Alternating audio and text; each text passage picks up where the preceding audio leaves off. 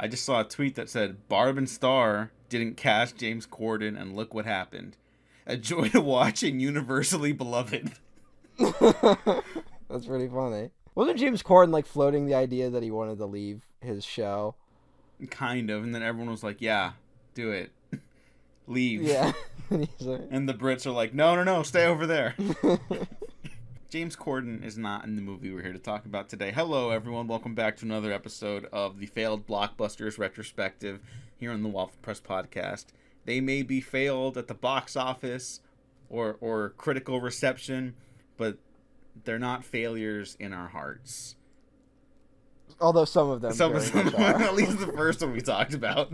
We did, Wild Wild West is absolutely a failure. yeah, no sugarcoating that one. Would you consider today's movie a failure, Matt? My co-host. Yes, that's me, Matt. Good. I'm glad we've gotten better at this as we've continued to go along. Yeah, me too. But it most certainly failed in terms of the making money thing. Yeah. It's Big Trouble in Little China. John Carpenter's Big Trouble in Little China. Hey. Yeah, the movie that finally put the nail in the coffin of John Carpenter ever making a hit Hollywood film. It's like, all right, we'll give you one last swing. And then he's like, I'm going to make Escape from L.A. Aww.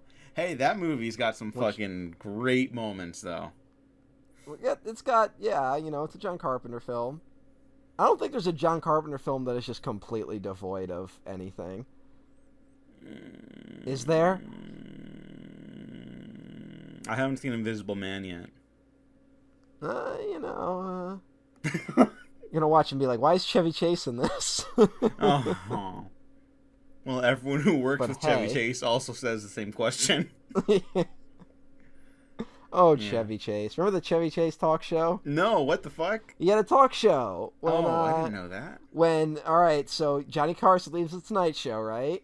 Mm-hmm. And then everyone was like, alright, it's gonna be Letterman. And then NBC's like, nope, we're picking Leno. And like everyone's like, oh my god. And everyone's like, alright, the Tonight Show's been dominant late night. Now is everyone's chance to have a late night talk show. And Letterman went to do his own talk show for CBS. And Fox is like, we got to get into this late night talk show game. So they got Chevy Chase. And they gave him like $3 million. And they're like, do whatever you want. And the show, I think, lasted less than 30 episodes. Damn. He didn't last a full month. No. That's unfortunate. And like they built a whole studio with his name on it. And it was like they did like all this stuff. And I think that's what really, like, after that is when he never makes another good movie again. Well, at least he has Community, which he is great on for the first 3 seasons and a cameo in the 5th. And it's very noticeable in the 4th season that people just didn't want to work with him anymore. Like, that season's got a lot of problems because they got rid of Dan Harmon, who also has his own problems. Big man Dan Harmon. Yeah. Can of worms there, but Chevy Chase. What a like character to go out on. Yeah. And it's too bad that he couldn't even like land that. Well, yeah, that's what's crazy. Like, think about a guy. There's never been a guy who's been thrown like more great stuff than Chevy Chase. Because the story is, like he's like the breakout star of SNL, right? Mm-hmm. Like he makes it, and then he stays 1 year, and everyone's like, "How dare you leave early?" He kind of like it fucked up his career for a few years. He was very specifically blocked out of being in Animal House. And then, he starts coming back. He makes movies like Caddyshack and whatever. And he has a decent run in the 80s. I haven't seen Fletch. I hear Fletch is great. Fletch is very good. I'm not sure how well it's aged, though. I have not seen that in years. And then he does, by the 90s, he's like falling off. And then he does the Chevy Chase show and is like, his career is dead again. And then finally, it's like, oh, hey, Community, it's a cult classic, Chevy Chase. It's endearing you to a whole new generation. And then it's like, I'm going to go be racist. And it's like, oh, no. No, Chevy, it was just a character. No, Chevy, no. But, hey, John Carpenter does not appear to be racist. So. As far as we know. As far as we know, that would be a horrible gut punch. Yeah. Did you listen to the commentary for this film?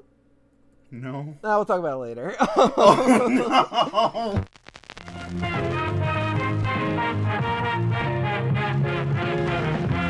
So kind of it, Fizz. Me too. I got a very positive attitude about this. Good, me too. Yeah.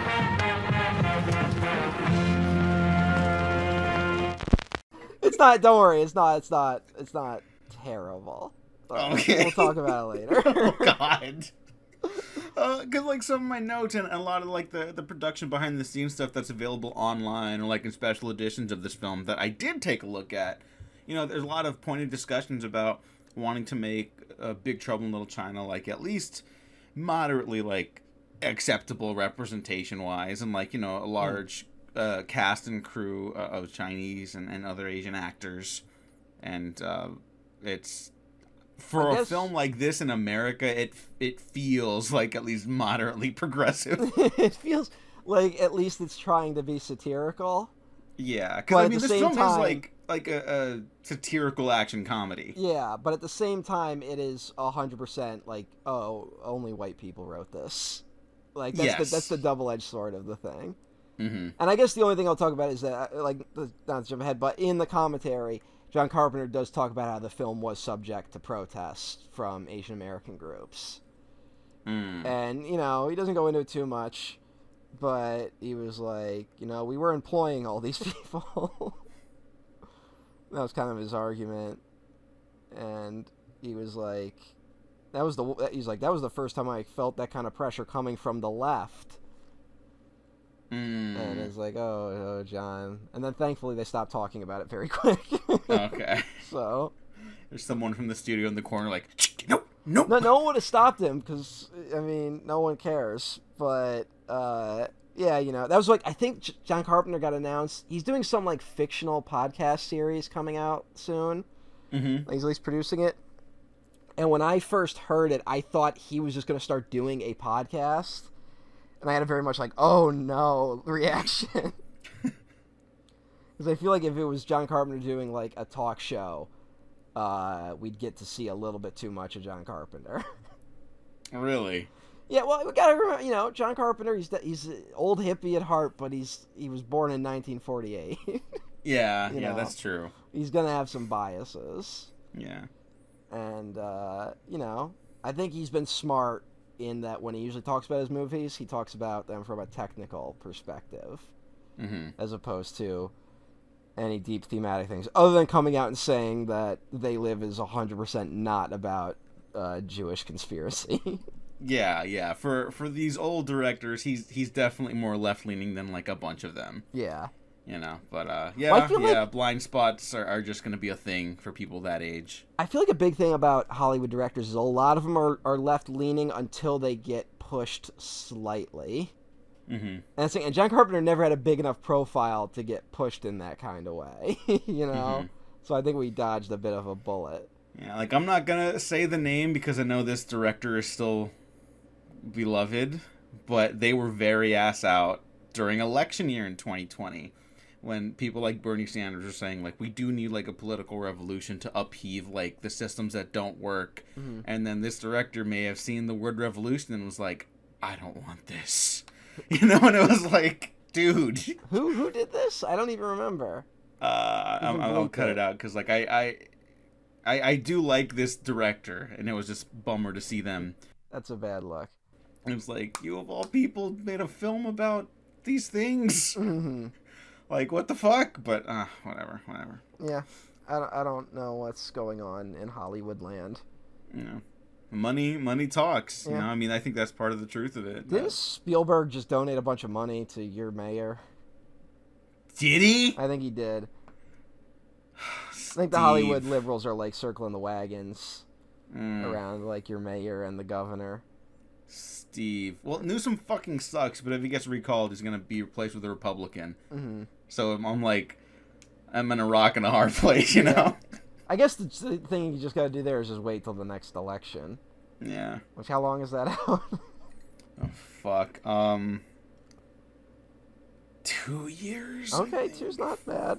3 or 4? I don't know. It's coming up, but All right. Fuck, yeah. man. I think you can power through to that, unfortunately. Yeah, I hope so. But, hey. I liked Arnold again. Yeah, I'm sure that'll go great. Now it's time we terminate. Whatever the fuck. Oh, that'd be so fucking awesome. But- just to hear him say stuff, not him being governor. yeah. I would bring him out as, like, my guy who just says things. But he's Yeah. not running. Mm-hmm. I'll be back with tax cuts. Like, sure, why not? No, Arnold. Why not? He's gonna give him to the 1% only. Yeah, but if you say I don't have to follow through. No. The thing we've learned in recent years is you could say whatever the fuck you want, and then never deliver. $2,000 checks out the door, Jack. Yeah. Day one.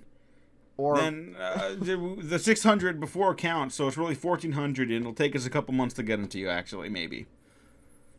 good job. Yeah, Big Trouble in Little China. It made $11.1 million on a budget of $19 to $25 million. Yeah. I don't think that even includes marketing. That is a bomb. And studio executives hated this. They did not like the film that John Carpenter made. Really? Is that true? That's true. Kurt Russell, prior to screening at Beyond Fest a couple years back now, had not seen the film since it was screened for, I forget which executive, but Kurt Russell said that those are the only two times he's seen it on the big screen, and the audience reception at Beyond Fest made him like, it was very heartwarming to him, because the executives were like, they didn't want this movie anymore. And him and Carpenter have gone on saying, like, they think the executives wanted, like, Raiders of the Lost Ark, and that's not what you're doing here. I've definitely kind of like heard, the inverse Temple of Doom, almost, you know? I've definitely heard that, but the other story I heard is that when they did test screenings for it, it, like, tested, like, massive. No, the test audiences liked it. Test screening audiences loved it. It was like, it was going to be like a guaranteed hit, but the executives didn't know how to market it. Because in their head, like I said, they were like Raiders of the Lost Ark. That's what we have. That's what we're going to get with John Carpenter. And that didn't happen. And that's fine, because just at this point in my life, this is a more rewatchable movie for me. But I've also seen Raiders of the Lost Ark like 100 times. Yeah. I have not seen Big Trouble in Little China 100 times. Now, I teed up in preparation for recording this that I may have fallen out of love with this film.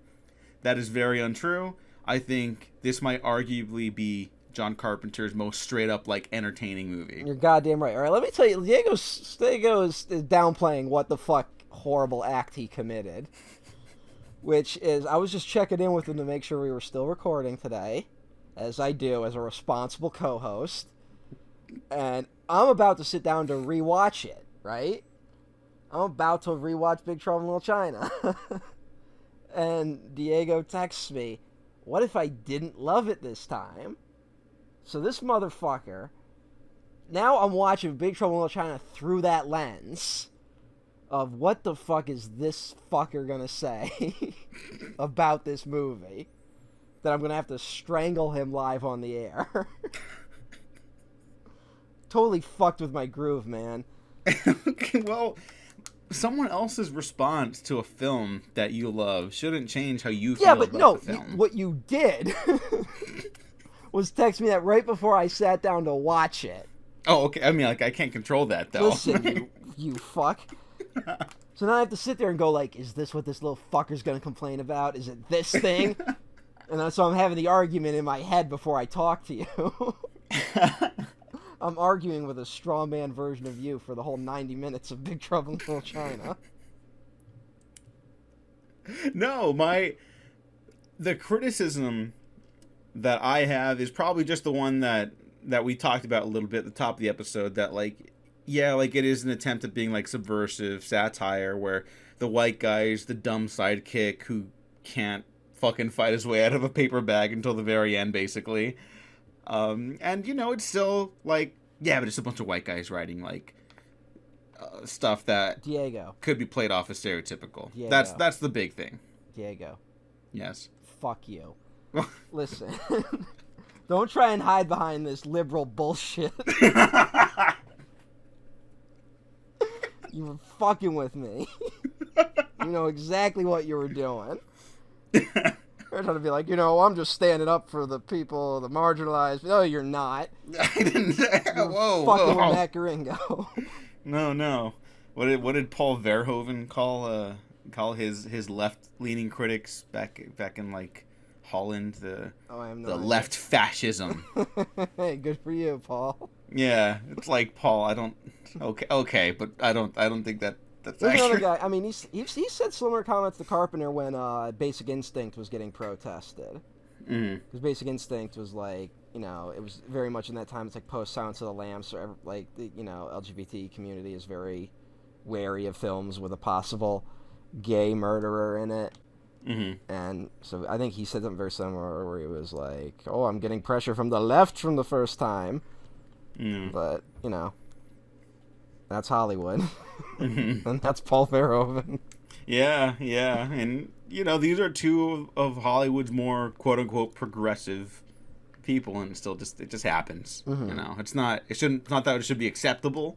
Definitely not now from especially up and coming filmmakers, but it is just something that exists in the world and worth. Well, that's the thing where every few years there's chatter about they're gonna remake Big Trouble in Little China, right?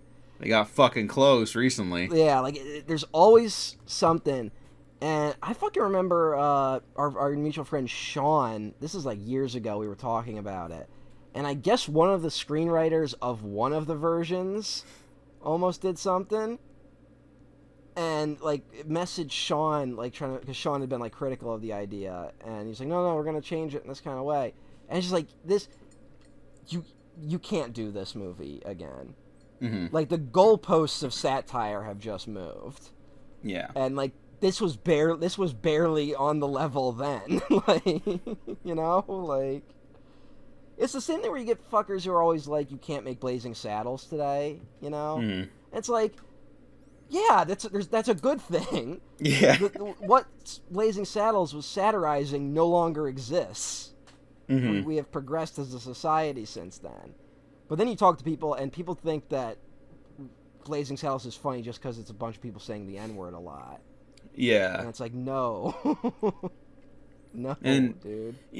To bring it back to Happy Amblin', like some of the lesser Adam Sandler stuff that we have covered and are yet to cover still, is a lot of just like F slur this, slur that, other slurs. And it's like, isn't it funny because those people have a funny cadence in their voice, and it's like, yeah, they're funny people, but that doesn't make that line funny.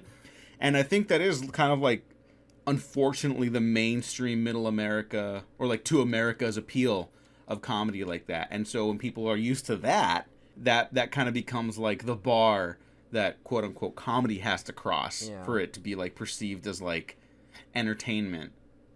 And Big Trouble in Little China is not that at all. Yeah, it is. But I like the point you mentioned that like you can't satirize what like Blazing Saddles did at the time, because like that doesn't exist anymore. Big Trouble in Little China is kind of Carpenter's satire love letter to martial arts films, the pulp adventure stuff that he liked growing up. Like it's a total love letter to like a bunch of different genres that he loves, and it's fantastic. I think it's fantastic. Well, also just totally being a satire of the white male action hero in the 80s. Yes. Because there are about 30 other movies like this that play it straight, Where... And I think it's so cool that, not to like interrupt, but like it's so cool that like Carpenter and Kurt Russell kind of established one of like the pinnacle of 80s action heroes with Snake Plissken. And then they're able to, at this point in their career, satirize that very element. It's like, they could fucking do anything when they were like at the top of their game. Exactly. It's so cool. Yeah, it was great. It's a shame, and this is like they don't work together again for a decade, right? Like it's Escape from LA when they finally work together again. Oh wow. Yeah. I didn't think about that. Well, I like that movie. I mean, you know what? I'll have to revisit it, and that might be one for a future thing we do. But we'll see. What was I gonna say? Yeah, but it's like they do. They had fucking 4 great movies together. Like in a very short period of time. It's just like Elvis fucking Oh Escape shit! from New I haven't York. seen Elvis. It's okay. It's pretty solid. Okay. It's like very TV movie, but it's also like, John Carpenter knows how to fucking shoot a movie. Like, Mm-hmm. John Carpenter knows what he's doing, and it's weird to see the guy like the Halloween guy, and suddenly he's doing a TV movie, and it's just he's just a very good director. And then it's Escape from New York, and then it's fucking The Thing, and then Big Trouble in Little China. Which, of the 3 theatrical, only one of those was a financial hit. Yeah, that's kind of crazy. It's kind of crazy. Now that's, like, considered a gold standard Mm-hmm. of just team-ups. Yeah, it's a real shame. And Kurt Russell then, like, honestly, I think fucking John Carpenter was the only guy who really knew how to use Kurt Russell well for the longest time. Yeah. Where he's kind of like, even Snake Plissken is a bit of an idiot, like the morals are very different. Mm-hmm. There's actually like a lot to unpack between those two characters. Yeah, well, That's Snake interesting. Plissken, R.J. McCready, and Jack Burton are all just like fascinating characters.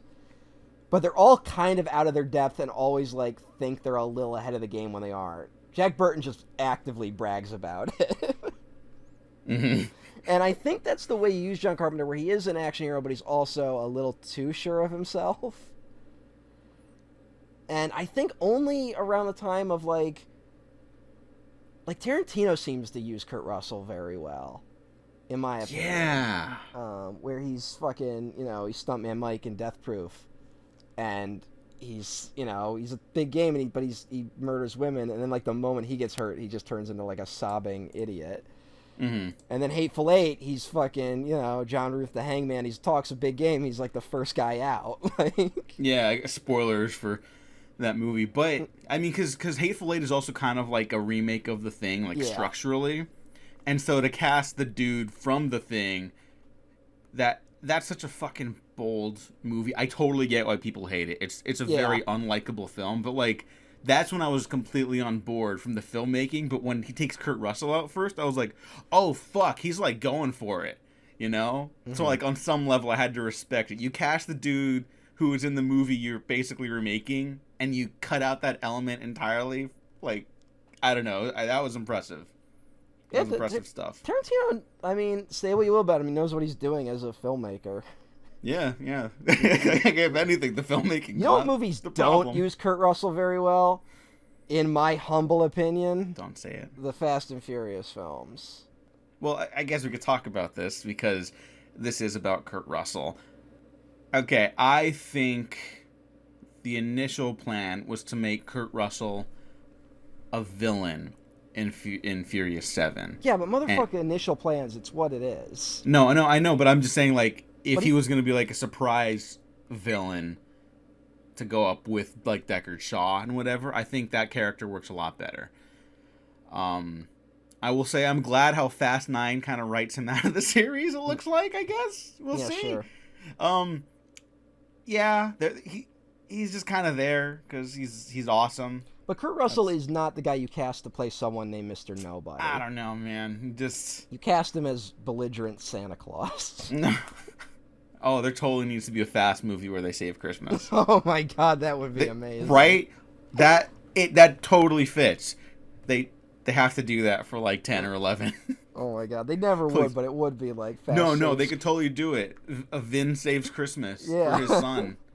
Oh my god, Justin Lin, if you're out there, Justin please. Lin. Christmas, please. Fast and Furious. I trust you. That would kind of be a baller move, like the next, like, once they finish the Fast saga, but then, of course, because they're still making money, they're not going to stop. Like, they just suddenly go like, all right, well, we're just going to do holiday-themed Fast and Furious films from now on. Fuck yeah. Oh my god, Universal, they could go up against Michael Myers. Yeah, why not? Yeah. Oh my god, the Fast Team meets the monsters? Yes! Yes! So it's like Abbott Costello meet Frankenstein, except it's Fast and Furious. It could totally work. They have to teach Frankenstein the meaning of family. Yes! Oh, that would be incredible.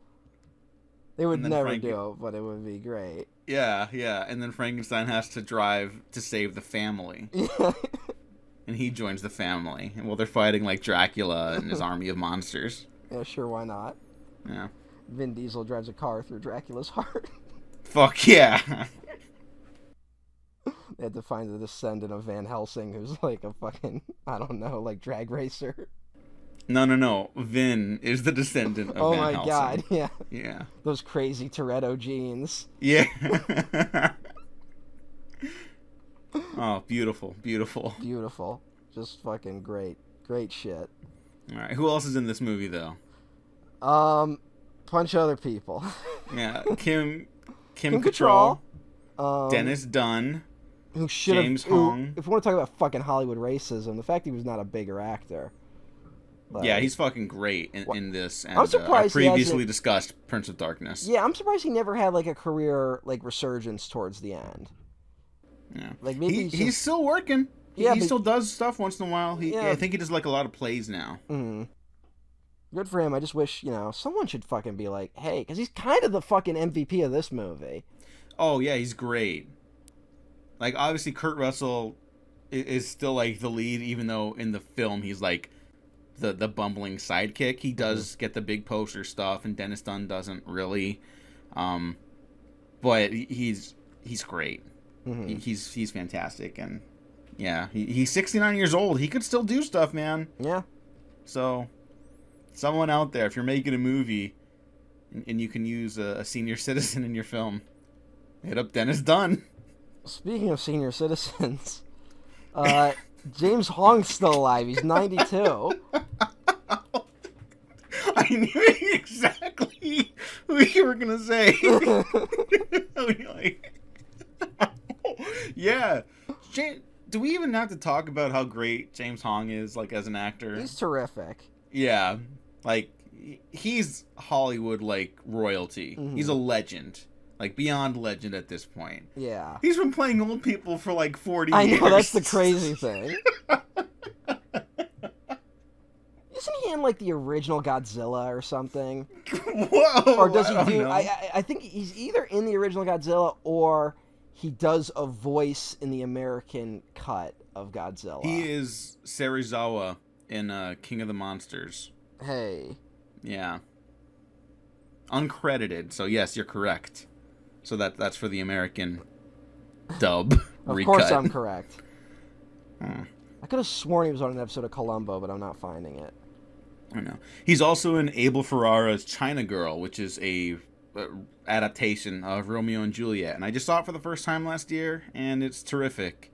It's a little harder to track down, unfortunately. Yeah, that's a harder one to find. Yeah, but it's really good. That's another recommendation for you today. And also in The Two Jakes, which keeps coming up in our podcast yeah, The Two retrospective Jakes. right now. Well, he's in the original Chinatown. Oh, fuck, is he? Yeah. Oh, he's the butler. Yeah, he's the fucking guy that brings him to Chinatown. Good fucking lord. So here's the question. Is Big Trouble in Little China a sequel to Chinatown? No. Oh, this is what happened after Noah Lopan was secretly pulling all the strings. It all makes sense now. Why do you think there are two Jakes? No. Lopan was manipulating Noah Cross. Yeah. Upstanding member of society, Noah Cross was just a victim of Lopan. No. No. No, yeah, we shouldn't say that. Whoa. No, that would be it. That's a villain. I think we talked about that too. Like, that's a villain you just don't joke about. He's just disgusting. Yeah, but we are joking about him right now. No, moving on. There's a lot of other people in this movie, and a lot of other people who are in other John Carpenter films. Victor Wong. Yes, also great. That's another guy who pops up in just a lot of shit. Mm-hmm. He's in Tremors, man. Should we do Tremors at some point? Maybe. That didn't fail. Yeah, so. That's the thing. We gotta find a weird excuse to do it. Yeah. Maybe something for Halloween, because like we usually do a John Carpenter movie for Halloween, and we're not doing that for Big Trouble in Little China. Yeah, but I think we're overdue on doing Bram Stoker's Dracula. kind of do too. Yeah. It's on HBO Max right now. Watch it. I mean, fuckers. Also get the Blu-ray or the recent 4K if you got a 4K player. The only guy I can't think of ever seeing him in something else is the actor who played Eddie Lee. Donald Lee played him, and I just clicked on his Wikipedia page, and he is a cab driver in Memoirs of an Invisible Man. I do not remember that. But he's also on the World Security Council in the Avengers. Ah. So I have seen him in something else. They just kind of dropped that thread, huh? After Winter Soldier? Well, because they all got killed. Oh, yeah. Winter Soldier has like a brief moment in it where it's like, hey, S.H.I.E.L.D. is bad and we should destroy it. And you're like, yeah. But then, like, Black Widow's like, I'm not going to follow orders anymore. And it's like, that's not good. Yeah. And then the movie ends. It raises very interesting questions. Yep. That's still... That was the last moment where it looked like the MCU might go in an interesting direction. Kind of, yeah. That was like the last moment. Yeah. And I keep cutting MCU stuff out of these because I just don't want to keep relitigating stuff. Yeah. But I completely agree. And it's like, now I see all these theories and like, oh, what does the multiverse mean? How's it going to connect? And it's just like, wow, I'm so tapped out of this stuff that like, I can't even imagine putting like my fingers on the keyboard and typing out theories. Yeah. Because it just doesn't matter. Like, whatever they decide down the line is what the answer will be. They don't have an answer yet. Multiverse is 100% just like marketing. Like, that's it. That's all it is. Yeah, like we were talking about the DC stuff earlier, and it's like the same thing there, honestly. Mm-hmm. Like, they're just going to say whatever worked was in the real timeline, whatever doesn't. Like, oh, that was just, that was Earth 57 or something. Yeah, exactly. Yeah, that's Earth 623. This is Earth 626. Yeah, so, What is the MCU Earth? I think it's 626. I only remember that because of, like, how into it I was in, like, Phase 2-ish stuff. I think it's 626. All right. But I might be wrong. I haven't seen Loki. Maybe they tell you there. I was watching it, and I was enjoying it more than I enjoyed any of the other Marvel shows, and then I just stopped. No, okay. Yeah, I heard the showrunner's, like, actually, like, the talented person they got. Yeah, these. but I also think a big part of it is that it's just a dumb time travel show. Like, it's not trying to be about bigger things. Yeah. Because they just don't know how to do it. Mm-hmm. But I didn't finish it, so I don't know. No, it's coming back for season 2. Hey! The only one. I like fucking what's-his-face. Tom Hiddleston. Yeah. Yeah, I think he's, like, top 3 actors in the MCU. Like, of the recurring people.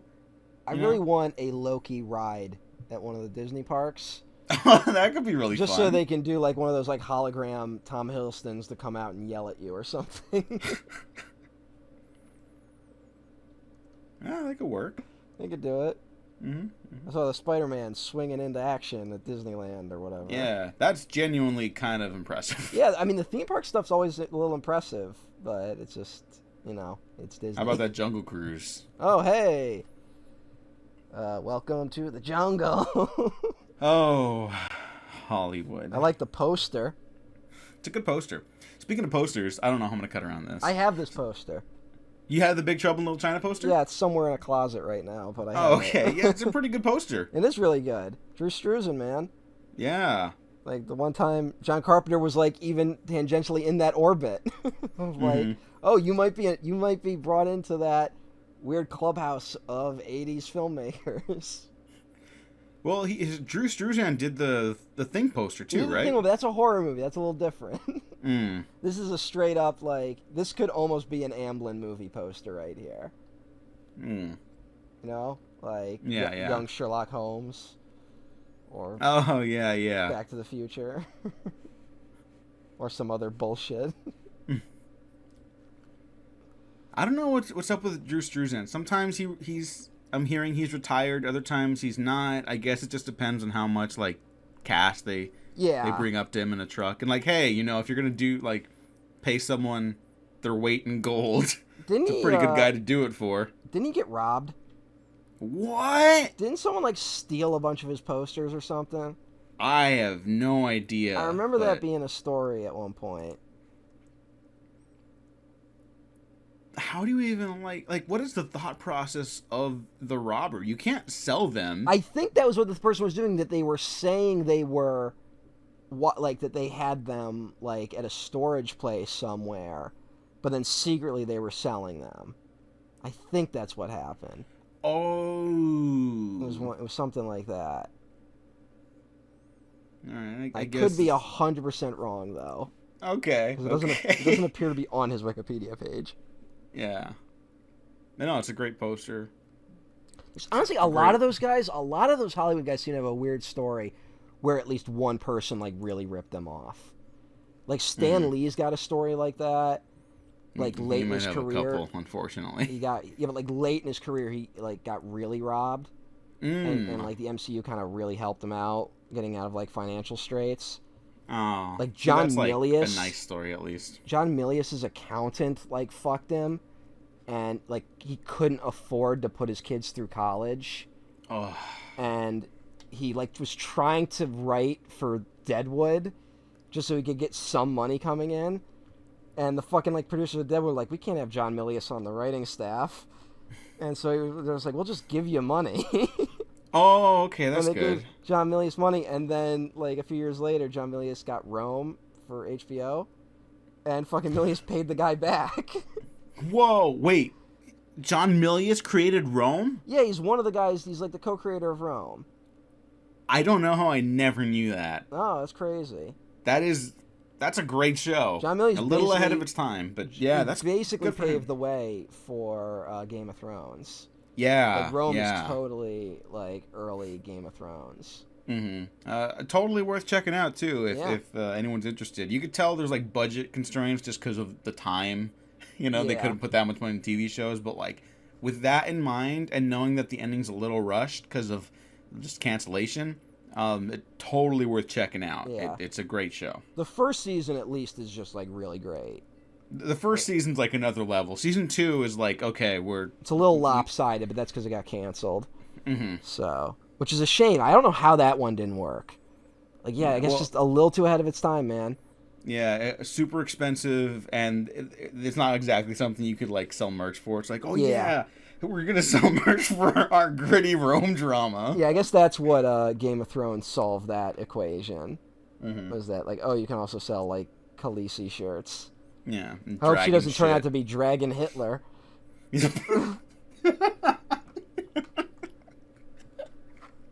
Hey, look, people fucking like dragons. Remember how that show ended? Yeah. That's the funniest fucking shit on earth.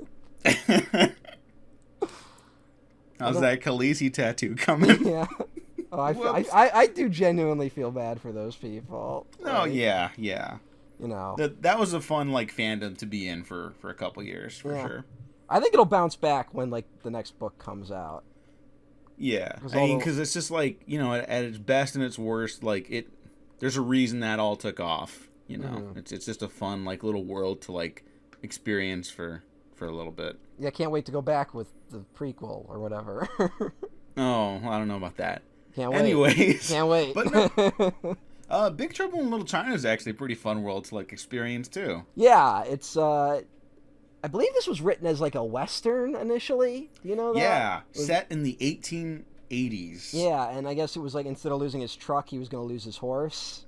I think it was the thing. And then they brought in fucking W.D. Richter, writer of The Adventures of Buckaroo Banzai, and I guess he rewrote it.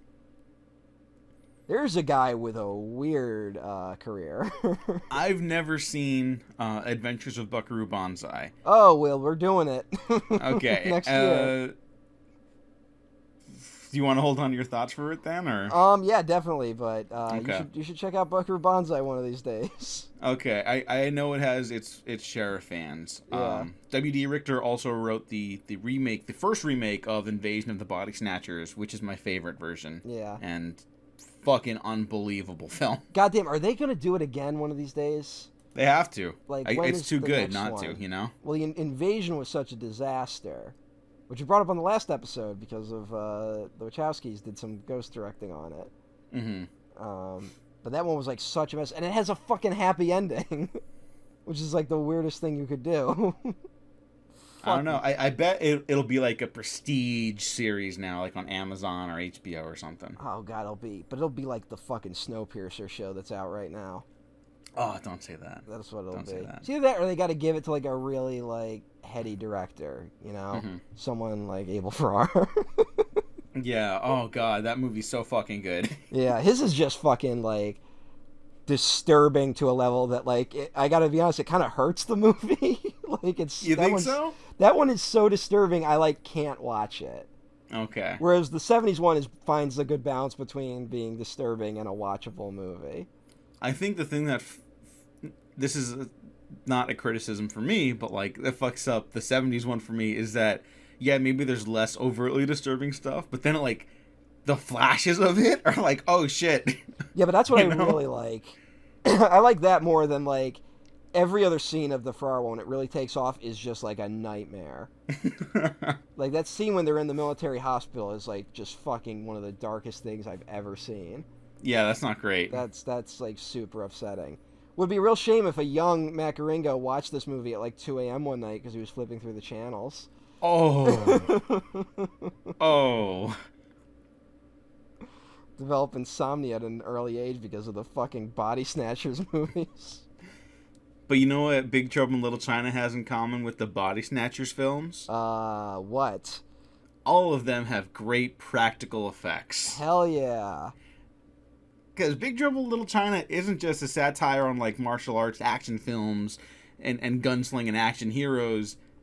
It's a monster movie. It's also a monster fantasy adventure film. Yeah. It's basically like, how many video games have ripped off the structure of Big Trouble in Little China? Oh, yeah. And James Cameron's Aliens? Goddamn, you know what? Maybe if this movie had waited like 1 year. Like, because fucking, when does the Nintendo Entertainment System drop in the United States? It's like 85, right? Check. Hang on. I actually want to get this right because that's a good point. Nintendo. Yeah, October 85. It's like, well, 83 is when it comes out in Japan as the Famicom. Mm-hmm. And then 85 is United States. Okay. And I think the Nintendo boom in the 80s is what leads to a lot of kind of the rise of Eastern pop culture in the United States. I think that's a big part of it. And I think maybe if you'd given it like a few years, maybe people would have been more receptive to Big Trouble in Little China. But then again, I don't know. Mm-hmm. Because like the other issue is that if you look at those NES games, a lot of them they really changed them for the West to make them more appealing to Western audiences. Mm-hmm. You know, if you like look at the poster for Mega Man in Japan versus over here, and shit like that, or like Castlevania. You know, Castlevania they very much catered those to for a Western audience. And then as the series got popular, and now if you look at a Castlevania game from like the last 10 years, they're definitely allow the more Asian influence in. Mm-hmm. Ever since Symphony of the Night, really. So maybe like not a few years, but I don't know. This feels like early, like, you know, beat 'em up energy. Yeah. I mean, because the film, like most video games, just tosses you into the story. Because video games, you kind of have to do that, right? Yeah. Unless you're like fucking Skyrim, and it's like, no, let's have this entire half hour be just a cart ride, so you can design your character. Yeah, that's fun. I like Skyrim. That's like the worst choice in that game. I have played so many hours of Skyrim, and I have yet to figure out if it's a good game. Like, I just don't know. I'm at a loss. It's just vibes. Like everyone, we're talking about yeah, vibe but the vibes films. suck too. No. Playing it late at night with some substance enhancers, it's just maybe that's what I zone need. out. Maybe, yeah. If I want a vibe, I'll play New Vegas. That's Skyrim can be colorful at night, though. You know. So can fucking New Vegas, you coward. Not really. Yeah, it's not like a monotonous look. You know, we're not getting into this. Listen, right now, but you don't know what the fuck you're talking about. New Vegas is one of the best games ever. Skyrim is not. Is that acceptable Fallout to you? 3 looks blander than New Vegas. Yeah, I agree. New Vegas has the strip, man. Yeah, I agree. I didn't say it was monotonous. Fucking challenge me. Oh my god. Okay, well, Big Trouble in Little China is also a gorgeous looking film. Yeah, but that's courtesy Carpenter. of I mean, even John like the Carpenter opening and scene of this is really good, which I believe they shot later because that was like the one studio note they kind of had to do, which is like the studio felt the ramp up of the fantasy stuff was a little too slow, so they wanted a scene where a guy shoots magic out of his hands. Oh, okay. Which I don't know if that helps the movie. I don't know. It's a cool scene. I like it's very that cool moment. Yeah. Leave Jack Burton alone. That's great stuff. But I wanted to say that the film looks gorgeous, and that's because it's lit and the cinematography is done by Dean Cundy, legendary cinematographer, who's kind of, not been busy working, but I know he does a lot of, like, student workshop stuffs. I know a friend who mentored with him, and he's apparently a wonderful collaborator. And here's a note that I told you before recording would make you very happy. Dean Cundy just wrapped production on the Book of Boba Fett. Oh, shit! Yeah, Rodriguez brought him out of, like, big film retirement for the Book of Boba Fett. Yeah, that's fucking perfect. Goddamn, fucking Star Wars. Yeah, like, right? Just like, when I thought I was out, they pull me back in. Like, no, it's so fucking upsetting. Because it's like, Rodriguez is coming off Alita Battle Angel, which we loved, and many people who saw it actually did like. That's the crazy thing about that. We're all like, fuck yeah, whatever Rodriguez is doing next. Oh, he's doing a Mandalorian episode? Perfect. The episode's fine, but his directing with the action is, like, obviously killer. And it's like, well, he should get his own Star Wars project. Oh, they're doing Boba Fett. I don't give a fuck about Boba. Oh, Rodriguez is doing it? Exactly. Okay, yeah.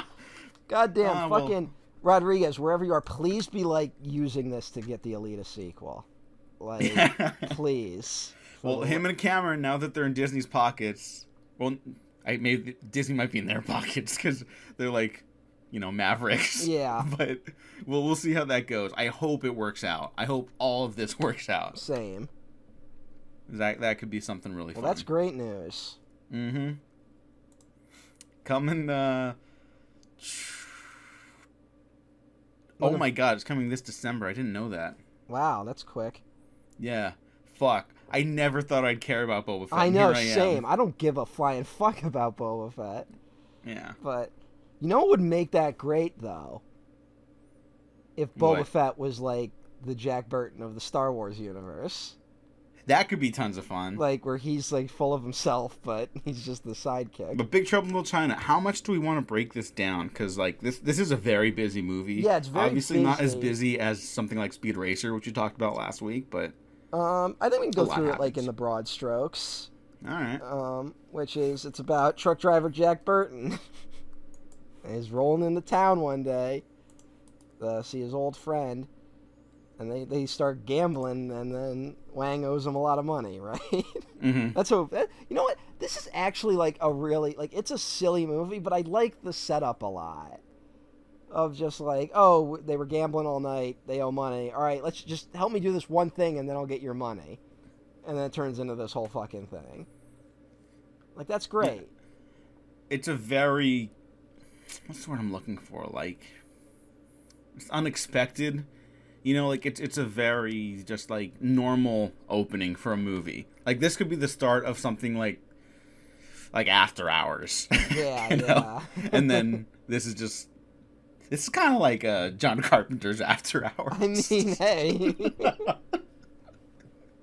All right. I think that's my pitch for this episode. Here's After Hours, Big Trouble in Little China. That I guess rewatching it, that I think might make this movie age weird for some people. It is so clear how much the MCU is trying to be Big Trouble in Little China. Like, I know we're trying to stay off MCU talk. No, I had a note that I wasn't sure I was going to bring up. I think Thor Ragnarok is Taika trying to do Big Trouble in Little China. Yeah, I would agree. A little bit. Yeah. But I think a lot of the energy of, like, throwing you into it and then just you have to accept this, but it's silly. I think the only difference is that the MCU, like, winks at you a lot more. Whereas this definitely winks, but not in the way you maybe would expect it to. And I think the emotional stuff, like, because there is like a dramatic story here. It's just our perspective and like our entry point into it is Jack Burton, who is an idiot and very, albeit very lovable and very funny. He ends up like, you know, like he's assisting the story, even though he's like, what the fuck is happening, like, at all times.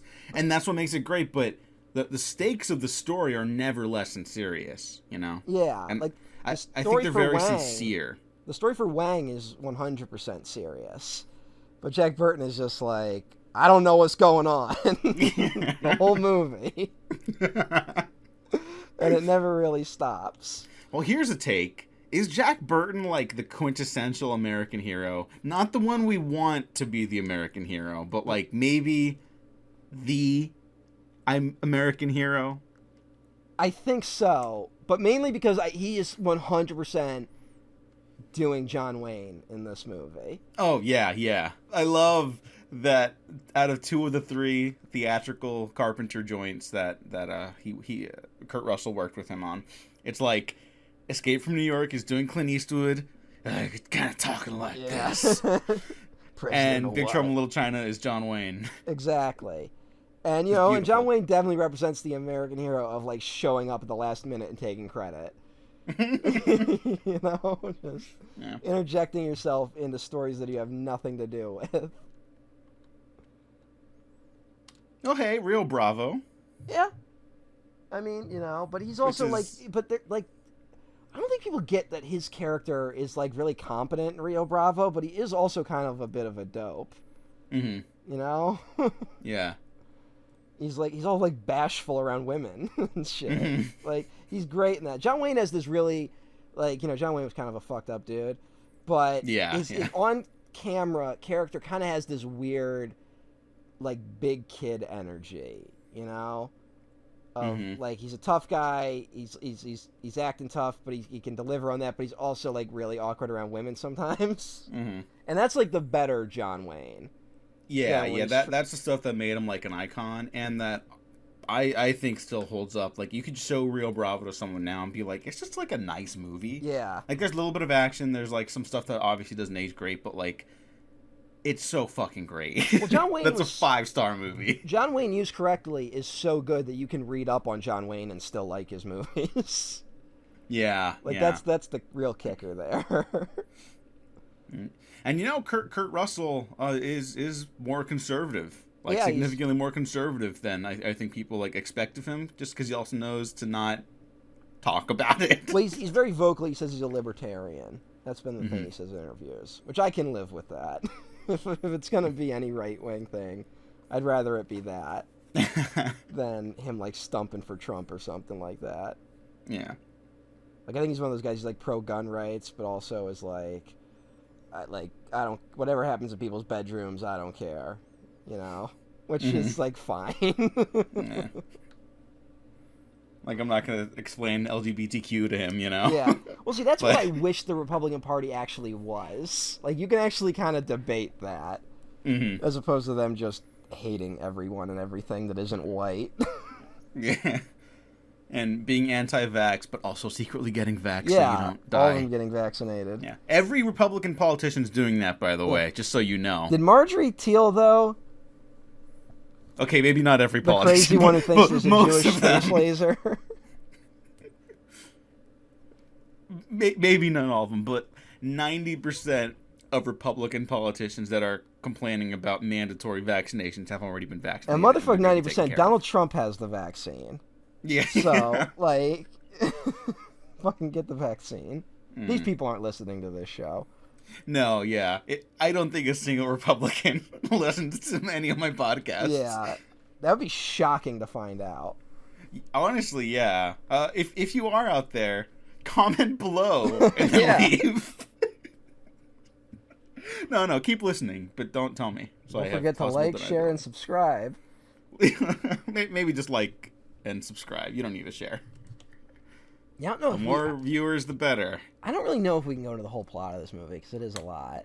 It is a lot, but we could talk about highlights and stuff like that. Like, I think, like you said, all right, here's the problem that this is the same problem we ran into with Speed Racer for me.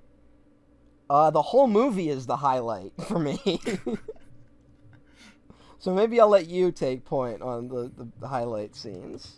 Okay. This did not start off as a favorite Carpenter for me, for sure, when I was younger. I liked it, but I was like, yeah, The Thing, They Live, Escape from New York, Halloween. Well, Halloween also, while me acknowledging that it's like a great film, I didn't fully love it until we talked through it on the retrospective, Mm-hmm. Like, as I got older, I came to, like, appreciate different things about it. There are still plenty of Halloween cowards out there who don't recognize the brilliance of it and say it's one of Carpenter's weaker films. It's not in my top 5, but please recognize that there are like 10 Carpenter films that have 5 stars for me, including Halloween. So, that's where I'm coming at it from. You hear that, Abby? I don't think she likes Halloween that much. I was calling her out too. Okay, yeah. I was just letting you hear that? I was letting you take the bullet for the moment, but no, I'm keeping all this in. Bunch of cowards out there. But the point I wanted to make was that, like, satire just as a concept, I had trouble wrapping my brain around until like college, basically, and so like I didn't really care for Starship Troopers, and obviously now I love it, but like I was like, yeah, I don't get it. It's not like I guess it's like funny, And Big Trouble in Little China is very it's very comedic, and I wanted more like grit with my John Carpenter at the time, I guess. Like, for me, Carpenter always just struck the right nerve with me, where, like, every time I saw one of his movies for the first time, it was, like, a moment for me. Like, I think the only one I ever kind of, like, came to slower on, and it might be embarrassing to admit, but, like, Assault on Precinct 13. I saw that, like, way late, and I remember watching it the first time being like, I liked it, but I don't see what the big deal is. Okay. But then, like, rewatching it, I was like, oh, no, this is actually really good. I can get that. That's one that hit with me for sure, like right away. But that was also like, I think it was one of the like last Carpenters I got to. And at the same time, it's one of those ones where it was like everyone was talking that one up. Yeah. Then you watch it and you're like, that's solid. But it's all in Precinct 13 rules. Yeah. So. And look, even if someone out there doesn't love Assault on Precinct 13, I think that theme is undeniable. Oh, yeah. Like, it's just one of the coolest fucking things ever. Well, I think you could honestly say that about every Carpenter film. Oh, yeah, Big Trouble in Little China's got, like, a pretty great little theme, too. Yeah, the Pork Chop Express. Yeah. That's great. This whole movie's just fucking great. This, again, that's another problem with it. It's like, yeah, we could just be like, that was great.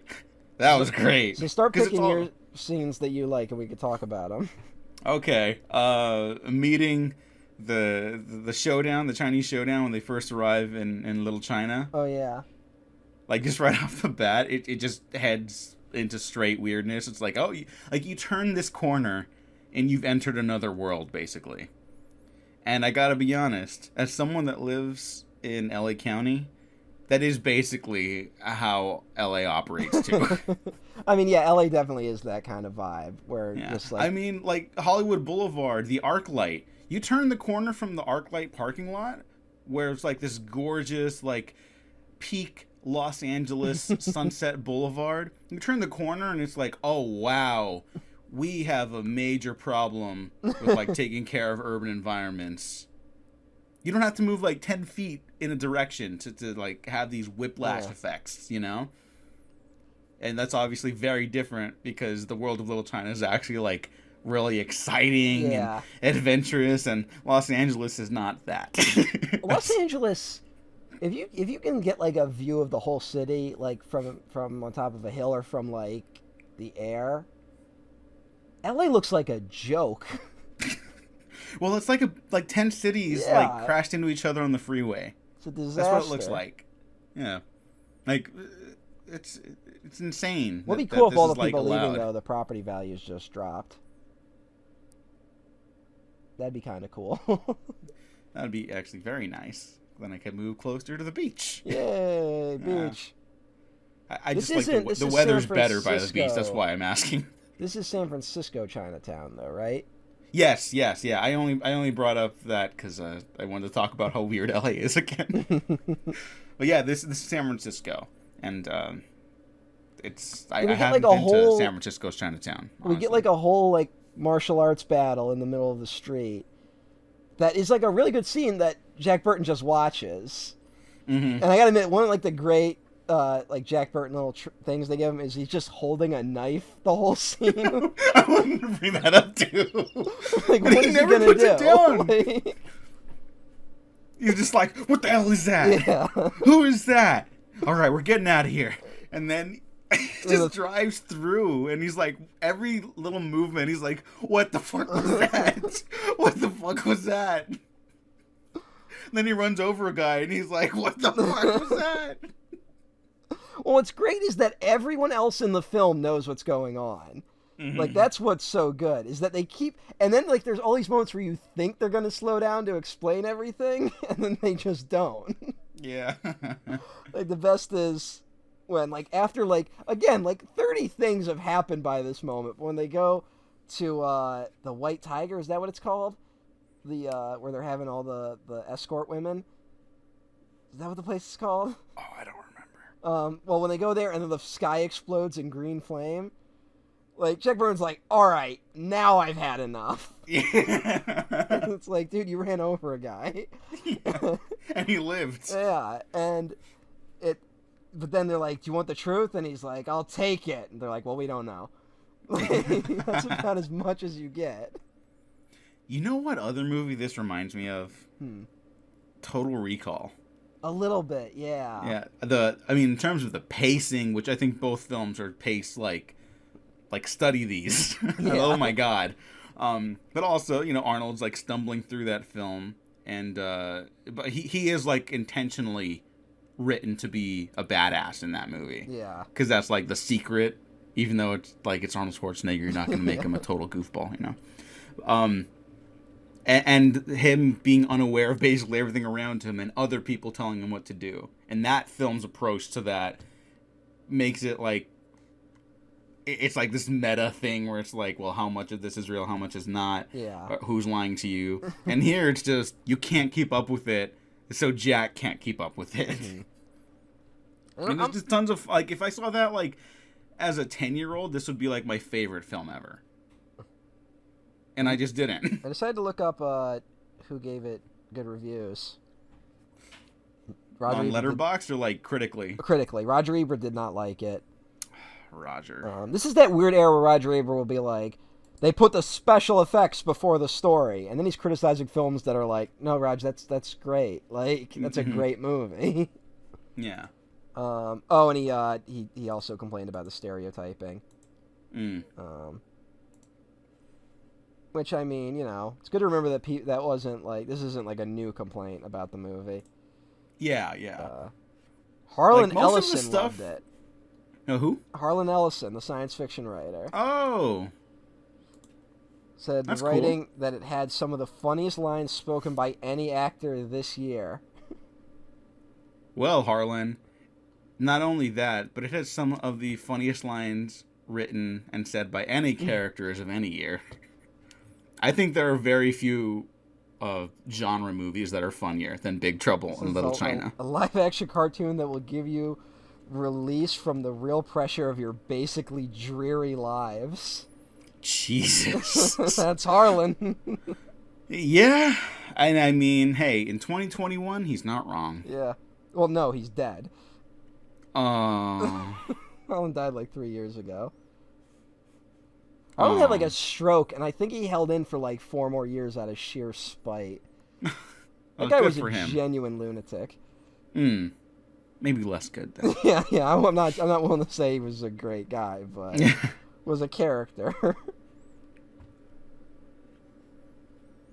Roger Ebert wrote, "Special effects don't mean much unless we care about the characters who are surrounded by them. And in this movie, the characters often seem to exist only to fill up the foregrounds." Roger, buddy, what are you talking about? The other thing is, Roger Ebert in this era writes like a lot of the people were writing about movies on YouTube like 8 years ago. Yeah. It's Like, so weird. I guess time really is a flat circle. Kind of, yeah. And I mean, we have been very vocal about like certain things that have taken off in movies and like certain things we kind of find is like less interesting. And I just think it's so interesting, like what criticisms are repeated, but also like what ends up sticking, you know? Because like I think we can agree something like the problem with superhero movies, for example, isn't that they're making movies about superheroes, because we do like a handful of them a lot. It's just that they're doing them all the time, and they're very clearly on a conveyor belt. Yeah. You know? And special effects aren't inherently a problem. There is like a genuine artistry that goes into VFX, CGI, the poor people in the CGI like industry being treated like garbage, you know? And so to see people like disrespect that is unfortunate. But there is like, it takes a real know-how to create something that is visually stunning as an Avatar or Pirates of the Caribbean or whatever CG blockbuster that you really love. Like, a lot of hard work went into that, and I don't know, it's just not cool to see that disrespected. Yeah. I will say this about the special effects in this movie. There's a lot of really good ones in this. And then there's also that monkey man monster. I love that. No, I love it whatever too. It is. I love it, but it's goofy looking. All the monster stuff is really goofy looking in this, but I think that's part of what makes it such a fun movie too, you know? Yeah. Like, if it was too scary... Well, I think it's like, that weird, again, like, there's such a thing today where people want, everyone claims they want practical effects back in Hollywood, but at the same time they complain about any CG effect that isn't 100% real. Mm-hmm. And to me, like, that's never the issue. Like, I love movies that look fake. Yeah. And this is a movie that definitely looks fake a lot of the time. I mean, we go with the joke where when he's driving around, when they have the chase scene through the San Francisco streets, and then they just end up on, like, it's a film set, you know? Yeah. Like, they literally drive into a very artificial world. And that's great. Like, I don't know how you don't have fun with that as a viewer. And instead, it's like, you can't marry those two things of wanting practical effects back, but also, like, hating it when it doesn't look 100% real.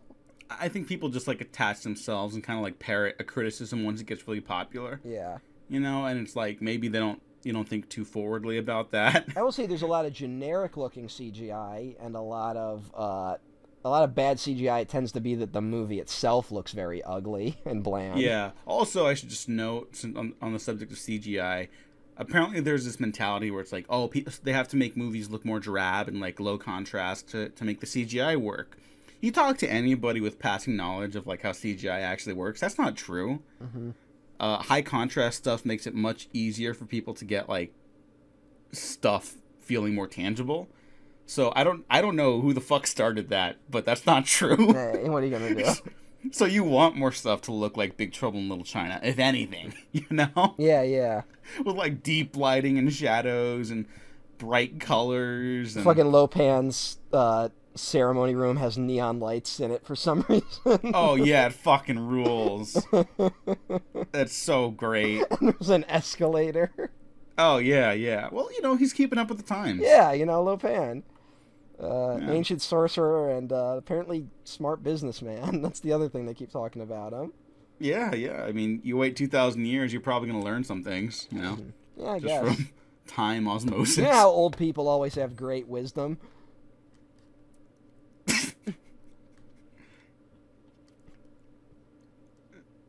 No comment. I got nothing. How do we feel about Kim Cattrall in this movie? I think she's great. I think she's really great. Yeah. What else is Kim Cattrall in? Sex and the City. Oh. Yeah, but, like, I don't watch that. So, it's like this, Star Trek 6. Oh, yeah. Undiscovered Country, which is fucking fantastic. Yeah, that's a really good one. Baby Geniuses. Oh, no. Yeah. Who's she in Baby Geniuses? I don't know. I'm just looking at her IMDb. Is she the one that is always, like, refusing to do the Sex and the City stuff, so now she's just not going to be in the next one? Yeah, I think so. I mean, who knows what's going on there? Yeah. She was in an episode of The Simpsons in 2009. Who the fuck isn't on The Simpsons? Yeah, it's kind of like Seinfeld. Like, who wasn't in that? Yeah. But no, I think she's really good in this. And apparently, I guess the writer didn't like her very much. Really? Actually, let me double check. Someone didn't like her on this movie, and John Carpenter kind of had a fight for her. Oh, really? Okay. Yeah. I did not know that. He said good things. Carpenter says good things about her in the commentary. But mostly, like, basically, like, she was fun to work with. Yeah, the studio didn't want Kim Cattrall. And they wanted, like a rock star. Like, a literal rock star in that role. And he was like, but she's, like, good. Oh, okay. And she was also in, like, Porky's and Police Academy. Hey. I'm sure those movies hold up. Oh, absolutely. Just like, just like everything from that era. Oh, she was a mannequin. Oh, I haven't seen that one. Is she the mannequin? But apparently she really liked the role because she wasn't just screaming the whole time. Yeah, no, that's the kind of fun thing. She ends up being a damsel in distress at the end. Yeah. Like, she gets kidnapped in a very goofy way. But she holds her own. She's like, she's got her own thing going on. She wants nothing to do with Jack Burton for most of the film. The point where when she gets worried about him for that one scene, and then he shows up and he kisses her, and she's like, "Hey, just because I'm worried about you doesn't mean I want that." And I mean, that does kind of become like a romantic thing by the end, like the damsel in distress. Yeah, but Jack Burton's such a dope; he can't get out of his own way.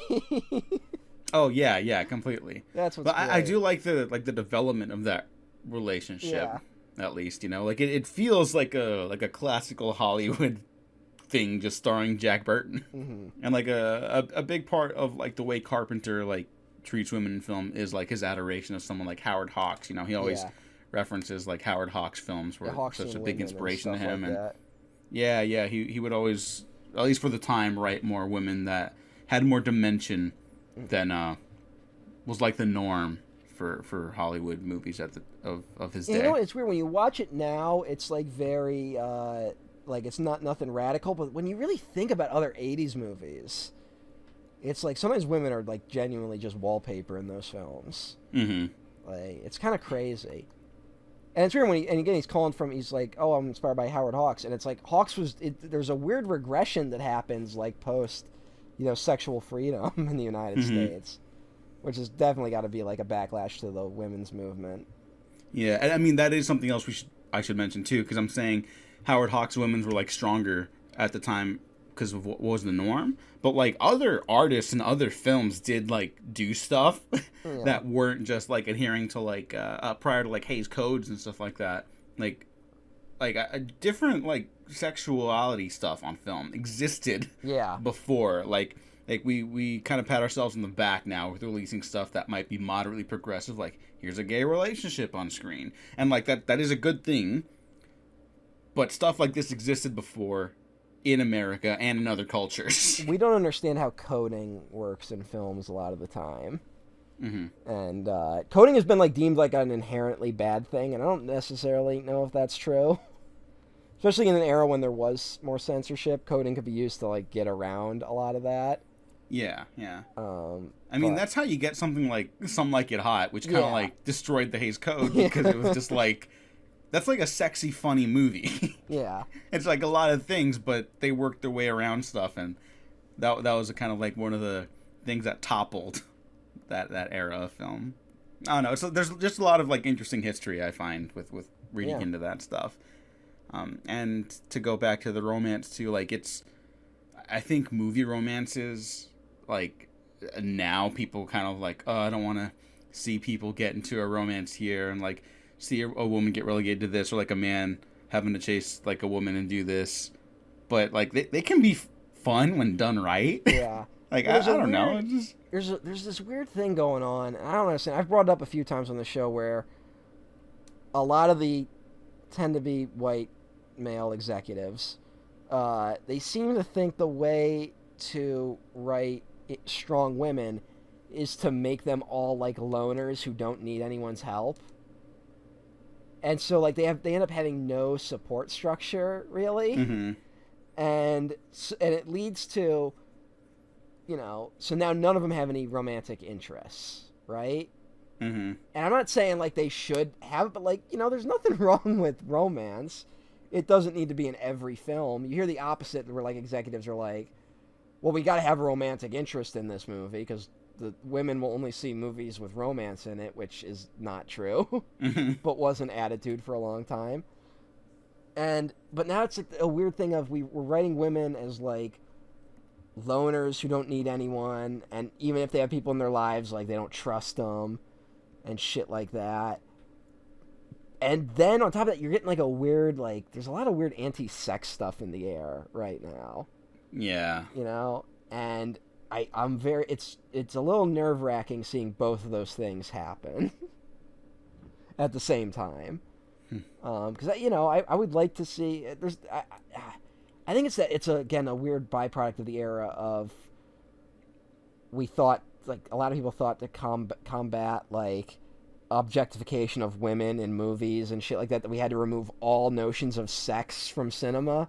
And that's like, no, that's not the way to do it. Yeah, because like it is good that at least that, like, the objectification of women on film is like severely lessened, right? Like I think at least in American film, I can't speak to like every culture obviously, but it's significantly lessened, right? I think that's okay to say. But yeah, then we kind of forgot about like this normal stuff, and this isn't me pulling a Paul Verhoeven or John Carpenter where I'm like, we're getting attacked from the left. That's definitely not what I'm saying. Well, I might be saying that. Okay. No, all right, I don't want to say we're getting attacked from the left, but there's always these weird moments where the left becomes useful idiots to conservative agendas by, like, because they think they're fighting for something progressive, Yeah, you see that in a lot I of would agree with. You see that in a lot of the like anti-sex work talk on the left currently, and it's like, oh yeah, Ashton Kutcher, you fuck. Yeah, all sex work is inherently degrading towards women, is what they say, and it's like, these people, there's a lot of people who make this choice themselves, and the only allies you're going to find in this battle are conservatives who want to get rid of like all pornography and all talk of sex, and then by extension they want to get rid of quote-unquote fringe sexualities, which could be anything right now from just a sort of kink, but then will almost certainly be expanded to including like gay and lesbians, That's what always happens. And the left can be that sometimes, where they think they're fighting for something progressive, but I don't want to say they go too far in it, because that's ridiculous, that's not really what happens, but they don't really see the bigger picture of what they're doing, and they ally with people who should never be their allies. Yeah. It's kind of like when Democratic politicians try to pull like centrist bullshit, and they're like, we just have to work with the Republicans. We can get them to agree to things, and it's like, but yeah, that's like that's like being the frog and the scorpion, Yeah. Like the scorpion's gonna sting you. You don't carry the scorpion across the river. Or you will die. That's it. Yeah, but how else is the scorpion going to get across the river? We can't leave them. Yes, we can. Yes, that's exactly what we can do, and that's exactly what we should be doing. Yeah. Well, but Diego, how's it going to get across the river? Fuck the scorpion. Hope the scorpion dies of COVID. Oh, hey. That's I like a little that now rough. that's become the thing, is that Republicans are starting to worry that their own base is dying of COVID. So Yeah, and they're like, shit, we can't claim the elections are rigged if no one's voting for us. That's a little funny. In this nightmare we have to live through. A little. But it is also a thing where it's like, fuck, I do genuinely care about everyone getting vaccinated, because I don't want it to mutate, and because, like, enough conservatives die, they're gonna spread it through, like, communities of, like, innocent people, their kids and shit that don't know any better, It's like, it's a very sad situation. Yeah, it's and sad. frustrating. It doesn't have to be. It really doesn't. But we live in a dumb world run by dumb people. Hey, you know what I really love about this movie? The monsters. That, but also the fact that Jack Burton clearly dies a horrible death 5 minutes after the movie ends. That's fucking hysterical. You know See, that. I'm probably just an idiot. I never like really thought about it that way. I just thought it was like a fun ending. It is a fun ending, but the opening is them being like, "Do you know the whereabouts of Jack Burton?" It's like, he's fucking dead. Look, I'm willing to bet that was just like a funny happenstance, considering the additional scene that they add at the beginning. But that is fucking hysterical. Well, that's kind of like my read on The Amazing Spider-Man 2, and I swear to God, this is the only time I'll bring up that movie in reference to John Carpenter ever again. But, like, the end of that film when he's going to face the robotic rhino, and, you know, the last shot of that universe is Andrew Garfield swinging towards Rhino's metal horn, and it cuts to black. It's because he died. It's like the Sopranos ending. Yeah, that's how that universe ends. He dies right there. Apologies to Andrew Garfield, he was fantastic. But he's dead. Gotta play Don't Stop Believin' underneath that scene. And then just have it abruptly cut out. I will absolutely do that after I edit this episode. Executive producer David Chase or whatever the fuck. I just want to go back to the monsters, though, because Yeah. I love a lot about this movie. That's what I'm really drawn to right now, because I've been replaying the Doom games, the recent Doom games, which are fantastic. And John Carpenter could have done a Doom movie. 100%. But they gave it He to a could have hack. fucking rocked that shit. I think a big problem I have with people, like, against people like Paul W.S. Anderson. I want to stress I'm talking about Paul W.S. Anderson, so we don't make that mistake again. Is With that one time. if you look at his filmography, half of those movies pretty much, there are like dudes from the 80s I wish had made those movies. You know what I'm saying? Like, John Carpenter's Monster Hunter would be, like, all-timer, although I really liked his Monster Hunter movie. John Carpenter's Event Horizon would fucking kill everyone. Yeah, no, that would... Well, if you got better producers, because for whatever you feel about Paul W.S. Anderson, he got fucked on that movie. Yeah. And I don't particularly like Event Horizon, but that's just... That was unfair. That's all I want to say. All right. Yeah. And I did like his Monster Hunter a lot. But I think that's Romero his best film. should have done the Resident Evil films. At least the first one. It would have been kind of cool if it was like a Star Wars thing where everyone did a different one for the first three at least. Maybe. Which It did would've just been actually cool. happen. It would have just been cool to see George Romero get a franchise at like the very end. Yeah. Yeah. And his script is available online for people It's that are interested. interesting. It's pretty nuts. Yeah. It's pretty nuts. Yeah, I'd have liked to have seen that movie. I would have too. And, you know, Romero is the kind of dude, whenever he got interviewed, people would be like, you're adding like these more like political messages to your films. And he was like, oh, I was just writing, like, you know, I'm just trying to make a movie. And it's like, you ain't getting this one past me, George. Because he made Chris Redfield Native American in that story. I think it's some very pointed commentary considering the roots of the Resident Evil franchise. Hey. About American capitalism, maybe stealing literal life Here's the real question. indigenous people. But yes, continue. Who should have done Mortal Kombat? Literally fucking anyone else except for whoever made the last movie. I hate the new Mortal Kombat. It is upsetting. But I'm how talking much I about the hate that Paul movie. W.S. Anderson one.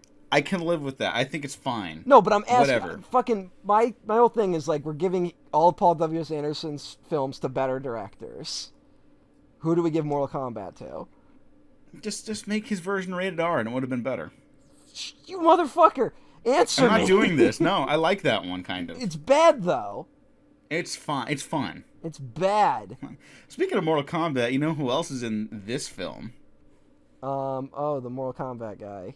Yeah, Kari Hiroyuki Tagawa. Yeah. But also, Your soul is mine. yeah. Didn't like Mortal Kombat like took a lot of inspiration from Big Trouble in Little China, right? Oh yeah, straight up. Like the game, like they just straight up took characters from the movie. Yeah, the three storms. That's Raiden from Mortal Kombat. Yeah. Right there. It is not subtle. you know. Not and at that's all. whatever, you know. It's cool. Mortal Kombat's fun. It'd be really great if they made a really fun Mortal Kombat movie someday. Yeah. You know, Carpenter being in Shouldn't the be video that games, fucking hard. I'm getting like heated. I don't care about Mortal Kombat that much, but it shouldn't be that difficult. Mm-hmm. Mortal Kombat is like one of the weirdest mythologies ever. Oh yeah, like it's ridiculous. All you gotta do is just get like a decent action director. Yeah. Get some interesting lighting. I don't think some we cool figured effects. out how to do fantasy fighting yet. At least in the West. You know what? Maybe that's the answer. You got to give it to. Have you seen The Night Comes for Us on Netflix? No, but I think you told me about it. It fucking rips. It's so fun. And that director, Timo Giganto, he's doing the American remake, or at least the English language remake, I'll say, of Train to Busan. Mm-hmm. And he's done some other stuff too. He did like the one good VHS 2 short with Gareth Evans, the raid guy. It's the one about the cult. He's a great director. He would probably make a kick-ass Mortal Kombat movie. Why are we remaking Train to Busan? 'Cause Americans like capitalism, but if anyone's gonna do it, Timo is he's got the goods. Well, we've I'm not 100% worried about it. crossed that line into, like, Americans just see the foreign version now. Like, we don't have that prejudice anymore. You'd think. You would think. They don't see it in theaters, but they definitely see it on home video still, or streaming. Yeah. I mean, fucking Parasite. Yeah. You know, that is pretty nuts. So, like, why are we doing this? I don't know. I question the reasoning and the methods, but just that dude getting that project is like, if that works out, thumbs up from me. All right. At least for now. Anything could happen. I would hate to see him get screwed over on his first big English language production, but that would be great. Hey, there's a beholder in this film. The eye thing? Yeah. Yeah. I love that. That was the reason I brought up the Doom stuff initially, because that just looks like the eye monster in Doom. Well, I think both of those you can trace their origins back to the beholder from Dungeons and Dragons. Which I think is a monster that was like one of the things in the original monster manual that was 100% created for Dungeons and Dragons. That doesn't have like its origin in some mythology somewhere. I mean, a lot of this stuff is apparently in Big Trouble in Little China. I mean, is like drawn on from like concepts and fantasy elements from like Chinese myths apparently. And I don't know that much about it, so I don't want to speak. It's hard to tell, too especially fully because I also don't know a ton about it. If you've seen Buckaroo Banzai, which you haven't, you also know W.D. Rick just has like an encyclopedic knowledge of just weird nerd shit, and so it could come from anywhere. Mm-hmm. And he seems to be a big fan of just dumping it all in. And I mean, hey, that's the way to do it with stuff like this. Yeah, not if you want to make money though. Maybe not. But you know how to do it now, and this isn't even like a negative for me. Like I was kind of joking about like, oh, the Body Snatchers remake will probably be like a prestige TV series now. I think it would be kind of fun to see like a Stranger Things level hit of another show, but instead of like 80s Amblin like nostalgia, like Big Trouble in Little China nostalgia. Mm-hmm. Minus maybe the stuff that doesn't age well, like the more racial satirical elements of it. But like the weird monster stuff, like just do that, you know? Horror shows are like regularly hits now. Weren't they going to do this with The Rock? They were going to remake this with The Rock a few years back. Yeah, I was wondering when that would come up. Yeah, so that's a bad idea. That was a terrible idea, and it looks like it's dead, which is good. But you know what my idea would be? What? Hollywood, if you're out there. They're definitely listening to this podcast. Yeah, definitely. All the big shots in Hollywood, they tune into this podcast to hear what the fuck is up. Well, everyone's into the soft sequel reboots, right? Mm-hmm. So you do a sequel to Big Trouble in Little China, but you set it in Hawaii, and you play up like Polynesian mythology, and then The Rock's the villain in it. Why? Because you gotta have The Rock to get money. Okay. That's. I feel like that. And you call it Big Trouble on Little Islands. Should I cut that? That's a really good idea. They'll never do it. How old is fucking Kurt Russell now?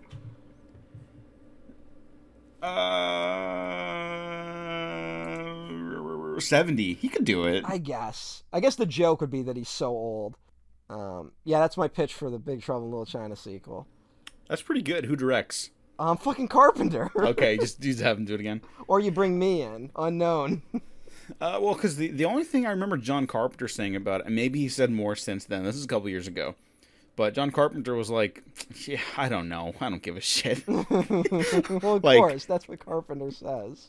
No, but he was like, just pay me. Yeah. And, like, I haven't spoken about, like, any of this to Dwayne Johnson, and I'm ambivalent about a remake. And I agree. The people that were hired to write it initially were Ashley Miller and Zach Stentz. I don't know if you know them. No. Okay, well, they co-wrote X-Men First Class, Thor. Zach Stentz, you're gonna love this. He works with Colin Trevorrow a little bit now because he did that Jurassic World Camp Cretaceous show. Yeah. Fucking hack losers. I don't know. Maybe he's fine. I don't know his work. No, Zach Stentz, I actually think he seems like a quality writer. But from the stuff that I've enjoyed of his, I haven't seen the Camp Cretaceous show. One of the writers that maybe should get off Twitter once in a while. Oh, okay. Not even anything like problematic, just kind of like, dude, you have a career, get offline. What are you doing? Just a little obnoxious is all. It happens, whatever. We're all a little obnoxious online. Would just like post what books he was reading. Yeah, I mean that's how you fucking do it, you know? Like that's all you got to do. Fuck it. There you go. Those are your ideal filmmaker Twitter accounts. Yeah. Guillermo del Toro, Ryan Johnson. There you go. That's all you need. Well, I'm sure people have a problem with Ryan Johnson as well. Oh, I'm sure. Didn't his girlfriend get caught liking tweets that said Rise of Skywalker was dog shit? Yeah, she got caught doing a little bit of that, but like, I think that kind of kicks ass. Yeah, I do too. No. Hell yeah. Karina Longworth, I'll listen to your podcast now. Have you listened to it? No, I haven't, but I hear it's pretty good. It's pretty good. You can tell that a certain director maybe listened to it and then made a movie based on one of the things they talked about. Oh, really? Yeah. Do you want to be a more certain specific? guy we brought up earlier? Colin Trevorrow? No. What would he base shit Paul on? W.S. Anderson. Who makes movies about Hollywood? Oh. Okay. That answers that question. There you go. Yeah. Not to move away from the actual film itself, but again, I just want to clarify that it looks like there's no movement on a sequel or reimagining of Big Trouble in Little China, like, at all. Because all the people working on it heard my pitch and then killed themselves out of embarrassment. There's no way to legally prove that if that happens, so I guess I'll keep that in the podcast. There's a Big Trouble in Little China video game for the Commodore 64. Oh. How have I never heard of this? Oh, okay. Well, here's my pitch for a Big Trouble in Little China video game. Then you play as the Dennis Dunn character, and the whole game is an escort mission for Jafford. That'd be pretty funny. Yeah, that's actually pretty funny. But he'll be like Donald in Kingdom Hearts, you know, like Donald Duck, where he's like, like trying to heal you, and he'll just like keep wasting magic and shit. Like he'll do everything wrong, and you have to try to like beat the game. You have to beat with the game worst companion ever. Yeah, that's pretty great. Yeah. I just think my thing is that if this had been a hit, like my idea would be, like every sequel he would just be involved in a different mythology that he doesn't understand.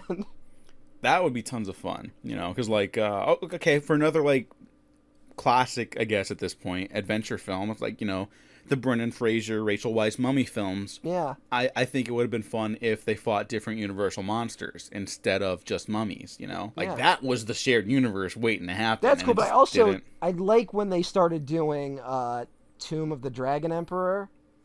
I like the idea that there's like different mummies around the world.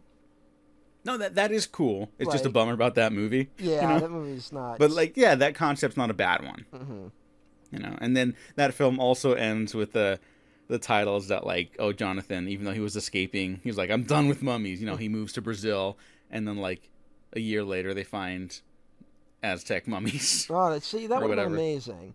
Yeah, and like that was the plan, but like the third film just left everyone like bummed and didn't make a lot of money, I guess. So I guess. I think I blame Mummy Returns. Mummy Returns kind of blows.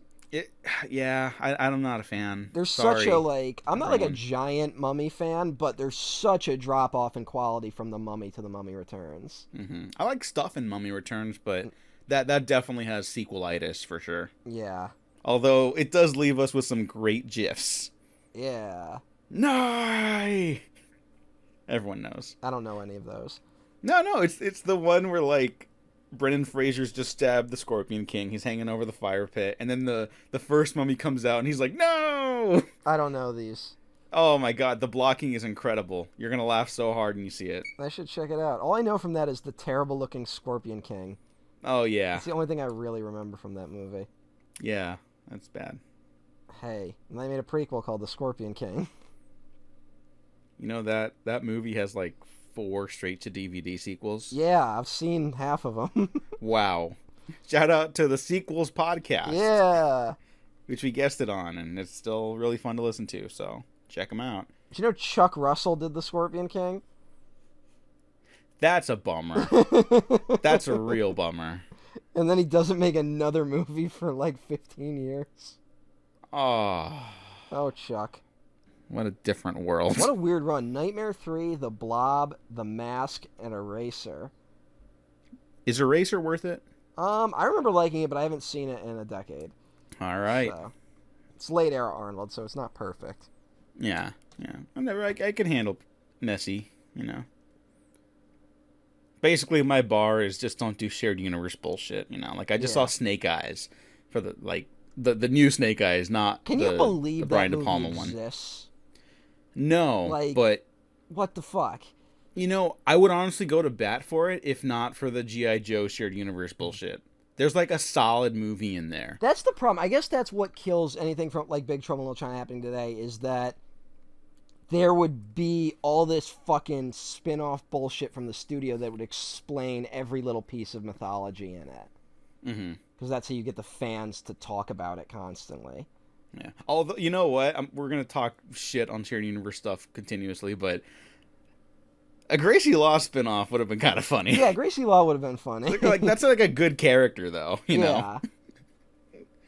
And she seems to know more about Chinese mysticism than Jack Burton. Mm-hmm. So Yeah, like, I like that, you kind of get, like, 2 sides of the spectrum there, where Jack Burton's like, what the fuck? And Gracie Law is like, yeah, she's, like, a part of, like, the good guy team, but she's also, like, you know, she understands that she's a supporting character in this story. Like she's very supportive of this community of Although I like Chinese that characters and actors. she's also still an outsider, but she's got her own thing because she's got the reporter that she's bringing along Mm-hmm. that feeding the story so it can be the big break. She's trying to expose this underground world of like immigrant women getting kidnapped, which is a pretty fucking dark issue to be in this movie. Yeah. And then there's like the other mini romantic subplot where they're like talking about like, oh, you know, like we're heading into like the danger, like everyone's got to like Eddie's crazy like, about you. yeah, It's a it's like funny- I've met these people for about 2 minutes, but you know what? I buy this, and like it's just the kind of thing that really fills out this movie's world. And like Jack Burton, even though we're just getting exposed to it, it's like, oh, this definitely existed We're not before. backed by dawn. Call the president. Yeah. What a line! I gotta love the part though when Jack Burton shoots a guy, and he's like, "First time you done that?" And he's, "Of course not." After looking genuinely hurt that he took another human being's life. Yeah. Oh, I can't believe I almost forgot. I'm sorry. I forgot Mhm. about what might be the funniest thing in this movie. So when they're going to break into Lopan's place, right? The front, his business is just a front for his weird mystic operations. Mhm. They're posing as phone repairmen, right? Yes. Jack Burton's idea of what a phone repairman brings with him is a phone.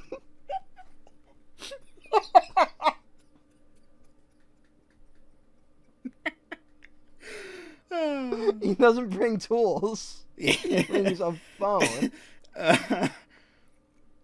Yeah, this is a perfect film. He's carrying like a rotary phone. Like, oh my god! Whoever made that decision. That's brilliant. They're a hero. Oh my god! I can't. I just laugh about that every time I think about it. See, for me, I have a basic favorite comedy moment in this. Mm. It's right after they come out of the elevator and Jack Burton's like, I feel kind of invincible. Oh, yeah, when they all get stoned in the elevator. Yeah. But then when he goes out and they're like, the fight starts and he's like, he shoots the ceiling and then the rubble knocks him out for like the first part of the fight. Yeah, that's fucking great. I think Carpenter said that was the moment he could tell the executives had turned on the film. Because they're fucking cowards. Yeah. And then he gets his boot stuck on the one guy. Yeah. But hey, I want to say that, like, even though Jack Burton's like a goofball and like very much not the hero of this movie, it is kind of nice when he like kind of gets his act together a little bit for the final fight. Like there's like a nice little arc, even though it's like kind of gets his act together. Yes, emphasis on kind of. If you buy everything Egg Shen's doing, where Egg Shen like brings in all like the mystic potions, and he's also like, look, order out of chaos. He's like, we take this, it'll give us good luck and all that stuff. Jack Burton getting knocked out by the ceiling is entirely the universe's doing. Because if Jack Burton had run into the battle, he would have died. Yes. So he has to be knocked out for that so he can live, and then have his buddy, Wang, distract fucking Thunder. And then he misses with the goddamn knife. That he throws at Lopan, and it's only that the reflexes he has that works in the end. On the reflexes. That's all he's got. Yep. It's this one moment, and I could see someone being like, he gets to the hero moment, but to be fair, it is literally the one moment. Yeah, he gets it's like in the film. one heroic thing he does. Yeah. The other good moment is when they're getting all the girls running out of the place. And he's like, all right, it's pretty simple. Just a few offices and a warehouse. Just like he goes through all the things. He's like, all right, follow the leader. Opens the door and they're right there. And he just shuts it. That's fucking great. That might actually be my favorite. Yeah, Big Trouble in Little China. It's perfect. I feel like everyone has seen this movie by this point. You would be surprised. I think film Twitter people mostly. Yeah. There's a lot of like people that haven't discovered it yet, and I think that's exciting. It is the Carpenter one that like I guess people don't really watch of the like 5-star Carpenter films. Yeah, it's because like The Thing is now canon just across the board. Yeah, everyone loves Big The Thing. Trouble in Little China is not there yet. I think. For like film nerds, it's really getting there for sure. And I think the thing that will hold it back though is it is a little dated culturally. Yeah. Yeah. So. And if that's a deal breaker for you, I get it. Can't blame you. Yeah. But if you can give it a shot, you might like it still. But that all comes down to the individual. Yeah. And as two individual, one white and one white passing on this podcast, we don't really get to say what goes and what doesn't. So, Diego, how do you know you're white passing? Because I'm very white skinned. Yeah, but I'll just say, as a white person, I did not for a second think you were a fellow white person. That reptilian racist part that's in every white man's brain still was like, not white. Now, maybe it was the name. Well, look, I'm talking like if you meet me in the street, and you don't know my name, I would be shocked if someone was like, oh yeah, that's a Mexican. I don't know. I mean, but like I'm Italian, and I've gone through other. I'm like super pale because I'm fucking sickly. But all my Italian relatives have moments where they get mistaken for another ethnicity because of how tan Italians can get. Mm-hmm. So, hey, prejudice against Italians with those random selections in the fucking TSA lines.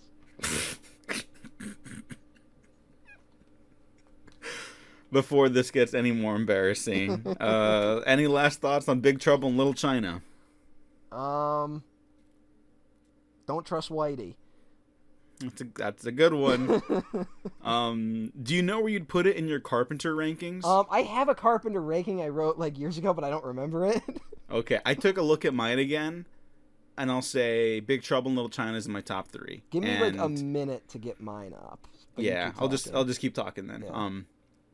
It's in my top 3, and I don't think I'd change that. I have it like right above They Live and Escape from New York, and my top 3 are The Thing, Starman, and Big Trouble in Little China. I think the big point of disagreement we had is that I put Starman a lot lower. Yeah. Oh no, I remember. Yeah. I definitely remember that. Matt didn't put Starman in the top 5. Everyone point and laugh. I just don't buy Carpenter when he's being sincere. All right, mine was it's in my top 5. It's number 4. Okay. It's The Thing, Halloween, Escape from New York, Big Trouble in Little China, and then Assault on Precinct 13. Is my top 5. Yeah, it's fucking. I mean, for the great Carpenter films, you really can't go wrong. You know. And then I put Starman under Escape from L.A. I know. Where's Ghost of Mars? Ghost of Mars, I probably have higher than the average person. Okay. I like Ghost of Mars. Ghost of Mars is 18, so it's Starman's above Ghost of Mars. Okay. Yeah, I like Ghost of Mars. Village of the Damned is honestly like of all the Carpenter films I've watched, Village of the Damned is the only one I watched and like was really bummed out by. Like I basically got nothing from that movie. There's a handful of moments, but like it was a real bummer because it's like I know Carpenter could make a better version of that movie. Yeah. Well, there's a little bit of Starman schmaltz in that one, I gotta say. Really? Yeah, there's a little bit of, I guess, like optimistic Carpenter just freaks me out. Like it's like seeing your dad crying. it's like no. I put Dark Star at number 11. Oh Jesus! I like Dark Star, but it's not higher than a lot of others. But before we start going on a whole other Carpenter tangent, where can the people find you? I'm at EmperorOTN1 at Twitter.com. I'm also on Twitch. Hopefully soon. I'm still fucking struggling to get my streaming to work, but I want to get right back to it. Maybe I'll play that Thing video game one of these days. It's on PC, so I owe it to the people that tuned in to actually go through it all the way this time. Yeah. So we will see. And of course, you can find me at the Diego Crespo. Check out the Waffle Press on Twitter, YouTube, SoundCloud, Spotify, iTunes, and Patreon. You can get early access to the last retrospective we're doing for the failed blockbusters. It's Master and Commander. Yay! We will talk about why that is the last one we're doing for this mini season, I guess. A lot of fun stuff to talk about there. Does it hold up as kind of like a hidden gem that it's gotten a reputation as? We will see. We will see. But for now, thanks for listening. Thanks for watching. We've been professionally unprofessional. I'm going to play us out with dialogue of John Carpenter and Kurt Russell getting drunk on the Big Trouble in Little China commentary track. Here we go with Big Trouble in Little China. Oh, yeah! This was the time of Rambo, you know. I think that's what they expected. They were expecting maybe Raiders of the Lost Ark, or they were expecting maybe Harrison Ford. I love your performance in this. Of course, my favorite performance is still Captain Ron, but not quite as sharp as he thought he was. He's really useless. He's out of it. Yep, didn't make it. We'll just play it here. Man behind the wheel. A few of these moves. Oh, gee, I think. I remember shooting away at this scene and being almost done with it and congratulating myself until Dean Cundy, the director of photography, said, "We haven't shot the other direction yet." What? Here it is. A little like an outsider. Yeah, guess what? This was boink. This location has been used 100 times now. I actually saw it in a porn film the other night. That's definitely not me. Follow the leader. One. There he goes. Oops. We may be trapped. There we go. Jack, bust out. Dennis did good. Working on getting the knife. There it goes. That's a cheesy, cross-eyed monster.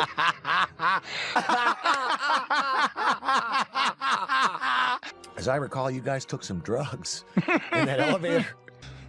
I feel kind of invincible.